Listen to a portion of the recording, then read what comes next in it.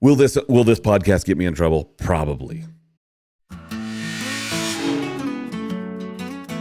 Tell a lot about a family in the quiet spaces, before the noise, before the laughter, before the answers. It's in the creak of the stairs in the early morning, the hum of a voice through the floorboards, the weight of a question someone's been carrying, hoping someone, anyone, will see it, will name it, will care. And every now and then, someone does.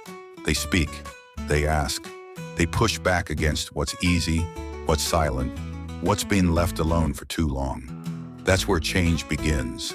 Not in outrage, but in honesty. Not in a spotlight, but in a small room with a mic and a man willing to say the thing out loud. What is going on, everybody? Hope everybody's been doing well. I am recording podcasts. It's what I do. It's what I like doing. This has been fun. I've been doing this for years, and it's one of those things that, I get a lot of, there are ups and downs, and I get a lot of rewards from it. I get a lot of, I get a lot of everything, okay?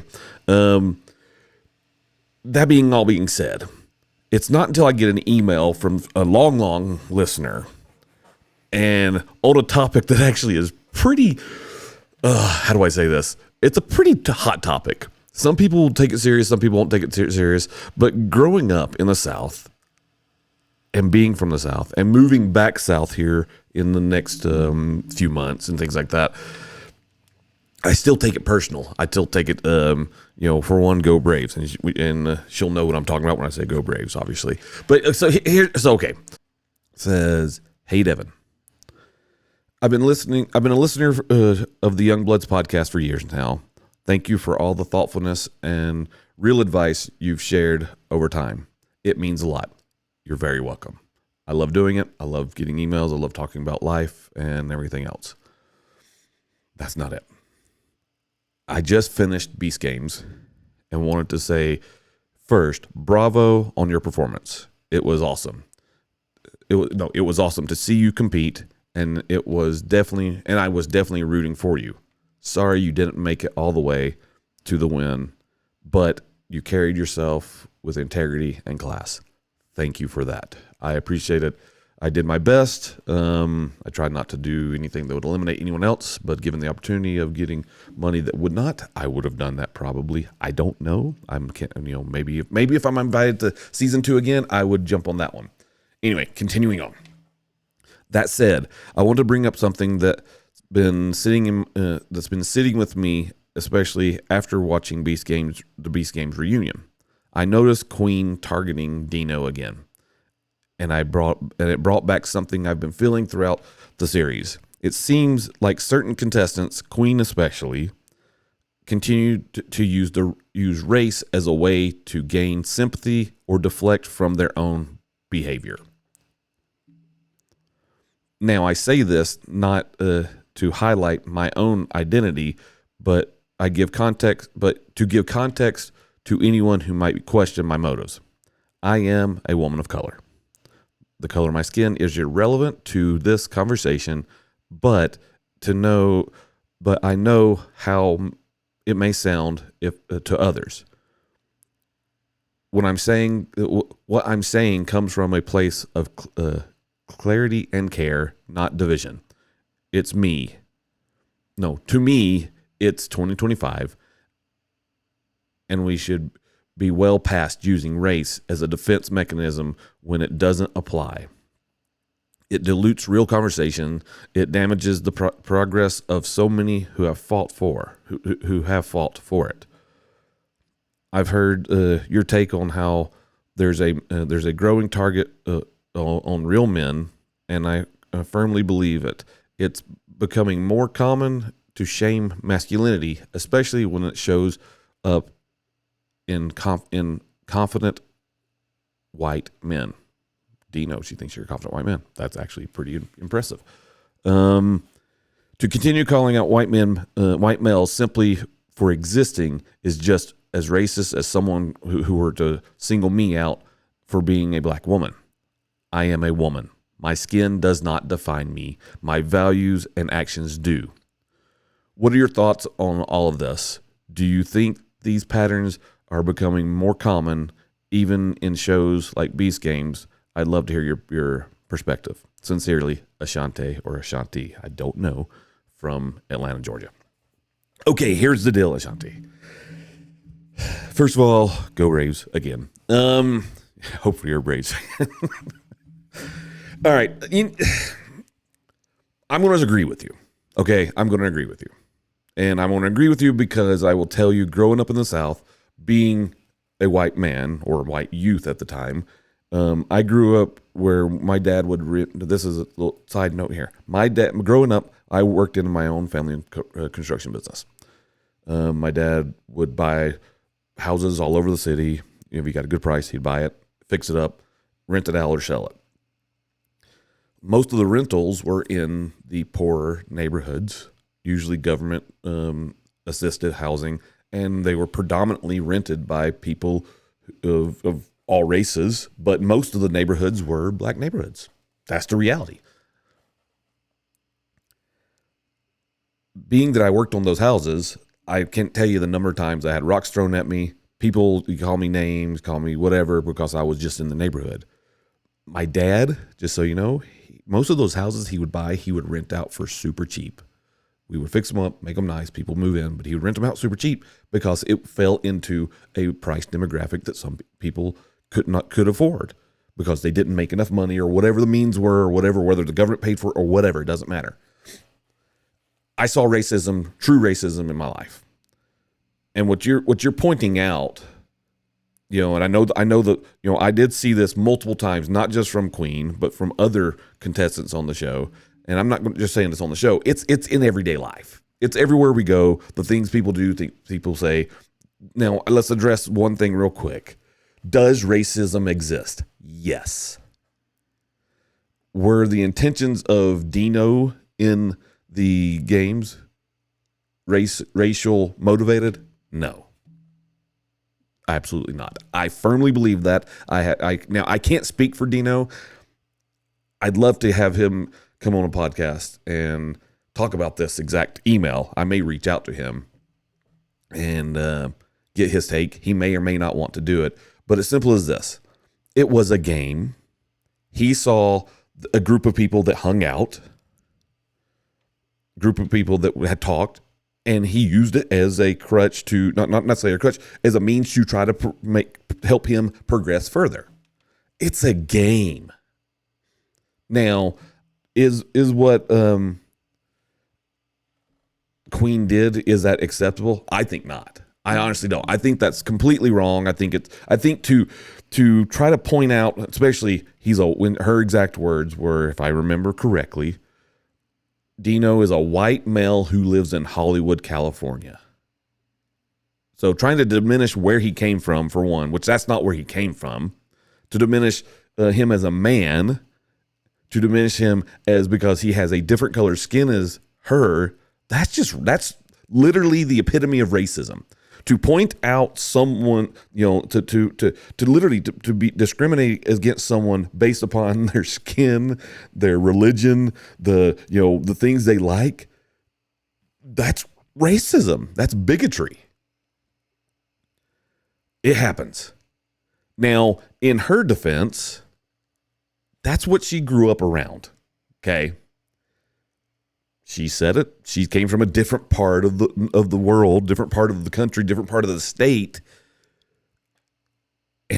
So she, in a sense, she's a product of where she came from, and she's choosing to stay within that world. Now, she may have evolved and gotten out of it. I don't know. I don't know her that well, so I can't really speak to that.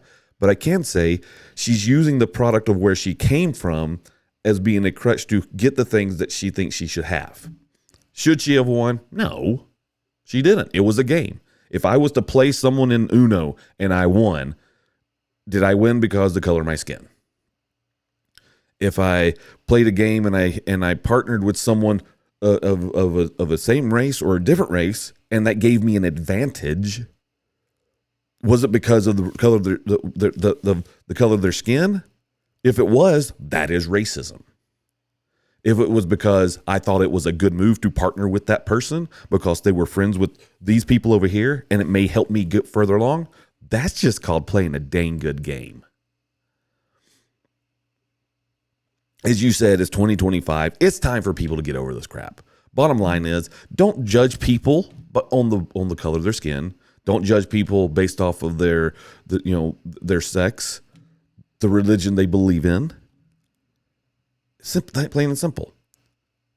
The people are like, well, Muslims are bad people. I've heard that too. Christians have killed a lot of people too. If you're killing in the name of your religion, that's bad. Simple as that. God will handle it all. If you're judging people by the color of their skin or what they believe in, that's bad. You're a bigot. Now, am I calling Queen a bigot? Am I calling her racism? I'm saying her actions say that that's what she is, but I'm not saying that I don't believe she is racist. I think she is a product of where she's from, and she's holding on to where she's from probably a little too much. And I think if she was to reevaluate things and say, you know what? I am not what the color of my skin is. I am how I treat people. As you said, the values and your actions speak everything. So there's that. Will this podcast get me in trouble? Probably. Will people go in and probably chop things up and say things? Probably. But the reality is this: the right thing is always going to be the right thing. And the wrong thing has always been the wrong thing. If you treat people poorly, you're a bad person. If Dino treated people poorly, I can tell you when I was there, Dino treated me well. I can't say we were best friends. Can't say that, he's probably the most amazing person in the world, because I don't know. I think he's a good guy. Were there good people in Beast Games? I will tell you, I've met in Beast Games probably some of the most amazing people I've ever met in my life. As a now 47-year-old man, I became friends with people that were beyond my generation. Not because the color of my skin and the color of their skin, because we were just people rooting for each other and trying to help each other get to where we wanted to go. Were we using each other? Sure, we were all using each other but we also created a community, which honestly, I'll tell you, the community that we created inside of that first season of Beast Games, I don't know if it can ever be matched. I know season 2 is coming up. I know that everything about all of that it's a possibility of things that are coming, but I don't know if they can repeat that. I think because of the way we built the system in Beast Games as a community and we progressed as we did, I don't think the next season will be the same. I think even if Jimmy kept the same games through the entire thing, I think the community is going to be different. You'll have patches of what we had during that first season, but you're not going to have the full-fledged thing. It's not going to happen.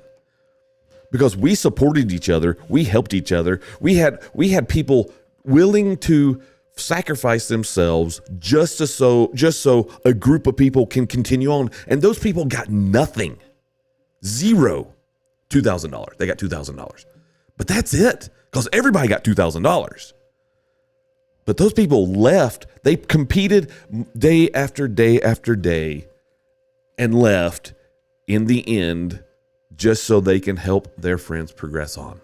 Not because their friends said, hey, I'm going to give you some cash, because honestly, that's in the contract. You can't give. If I won $5 million, there in that contract, it says that I cannot turn around and give this person over here a bunch of money because we made a deal.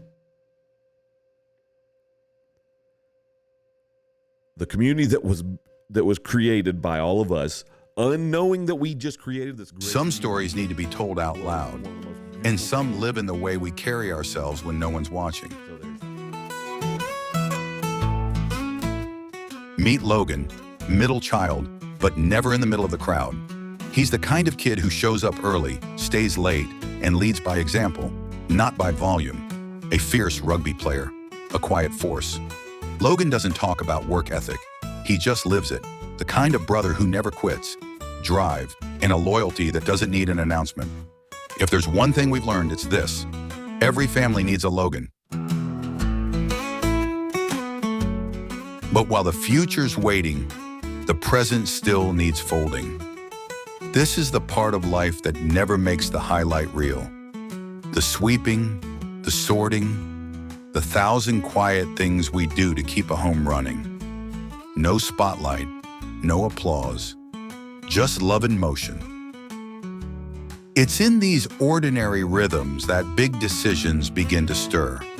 Because sometimes it's while scrubbing the floors or folding a fitted sheet that we start to ask, what if life didn't have to be like this forever? Sometimes it's not about escaping life. It's about rewriting it, together, one step at a time. Rugby games were good? Amazing. What? Yes. Huh? What, 78-0? I'm pretty sure it was more than 78. I really, really think it was. So we destroyed the team, basically. Destroyed Kearns. Yeah. Left y'all on the death snap. And then you went to the farm. For prom photos. Prom photos, and you pet your cow. I pet a cow. She was so cute. Every time you grabbed by her horn, she'd like lean into you. Yeah. Oh. No. Do you want a cow?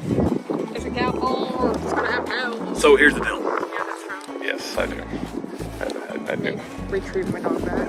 Billy! Come here. Come here. Here I come. Alright, so we're still stuck on the choice. What's the decision going to be?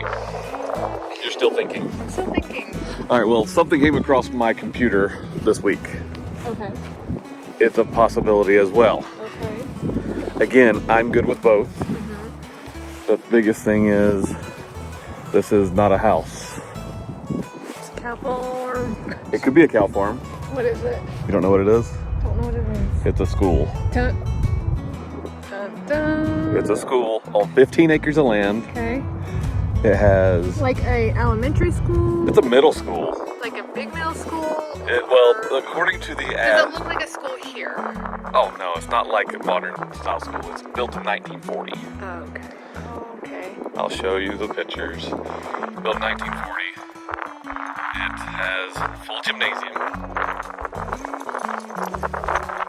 It has a gym. Kind of fun.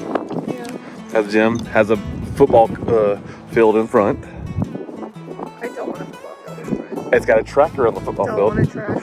I say if we were to do that option, then we, if we do that option, we get rid of the track, but we keep the football field. Because we want to play football. We're in the South. No, we want to play rugby. Well, we can make a rugby field. That would actually be kind of cool. There's an old part of this, there's a newer part of the school, which I think was built in like 1980. I would tear that down. Okay. Just a thought. Oh, look at it. Oh, look. Do you like how I'm doing this kind of vlog style? Yeah. Don't you think we should vlog more? No! You want to vlog more. If we vlogged, then it'd be better. Don't you think? It's just a pretty day today. Gorgeous. So, anyway. Look at the clouds. It is pretty. It's so pretty right now. Yeah, that's because it's nice. This is the good weather part of Utah. Yeah, but did you read the rest of the week? Watch this. I guess when it comes to all of this stuff, I require... I like the freedom of the boat. I like the freedom of just getting on the water, going from city to city, doing all those things like that. Do you like that or no? You're ready to set down some roots. I am. I guess my problem is just we've been locked into Utah for so long. Right, and I think we'll be a little bit different once maybe we have land and everything and can start being outside more and doing what we want to do. I'm just ready to get something different and change. And I think the boat is not a bad option. I know you're not opposed to it, but you would prefer to be just homesteading. Yeah. Excuse you.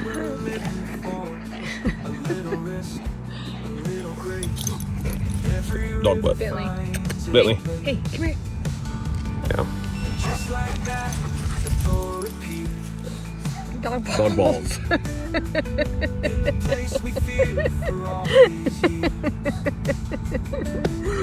Bentley. He's like, look at my balls. Bentley. Hey, Flick 'em.